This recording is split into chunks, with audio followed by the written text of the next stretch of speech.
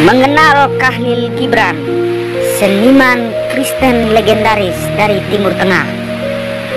Khalil Gibran adalah penyair hebat yang karya-karyanya mencerminkan budaya Timur dan Barat. Ia dilahirkan pada 6 Desember 1883 di Bishari, sebuah kota kecil di Lebanon Utara. Gibran lahir dalam keluarga penganut Kristen Katolik Maronit, sebuah aliran yang berada di bawah gereja Katolik Roma dengan status ekonomi yang terbilang cukup miskin.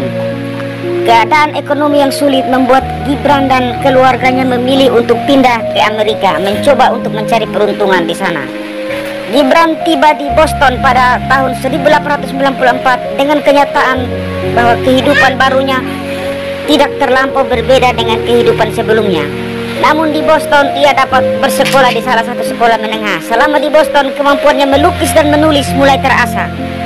Pada 1896 ia kembali ke Lebanon dan bersekolah di Madrasah Al-Hikmah, Beirut. Setelah lulus dengan pujian tertinggi, Gibran mengembara ke Yunani, Italia, Spanyol dan akhirnya menetap di Paris untuk belajar seni hingga tahun 1901. Ketika belajar di Paris, dirinya mendapat pengaruh yang kuat dari seorang pematung ternama, Auguste Rodin. Tahun 1902 Gibran kembali ke Boston karena mendengar kabar bahwa ibunya sedang sakit keras. Keluarganya merupakan inspirasi dari setiap karya-karya yang diciptakannya, terutama sang ibu. Ia kehilangan orang-orang yang dicintai seperti adiknya Sultana, kakaknya, dan ibunya Kamila Rahmi. Kematian orang-orang yang sangat ia sayangi begitu membekas. Ia lalu mengekspresikan kesedihannya lewat tulisannya. Hidup di dua lingkungan kebudayaan berbeda, yaitu Timur dan Barat, membuat Khalil Gibran menjelma menjadi seorang sastrawan bebas yang tidak terikat pada kebangsaan dan kebudayaan tertentu. Di saat banyak penyair mengagung-agungkan kebudayaan lokal, Gibran merasa bahwa dirinya hanya terikat pada perjuangan hak dan martabat manusia tanpa memandang batas bangsa dan budayanya. Ia dikenal sebagai penyair yang sangat kritis dengan kata-katanya yang tajam. Hal itulah yang membuat kalangan gereja membakar salah satu karyanya yang fenomenal, Spirit Rebellion, dengan didapat khalayak ramai di pasar Beirut.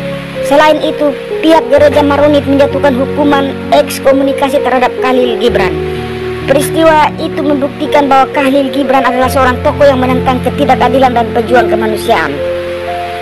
Bukan hanya itu, ia juga mengkritik habis kaum agamawan dan pihak gereja yang membangun tempat ibadah megah di saat penganutnya berada dalam kemiskinan.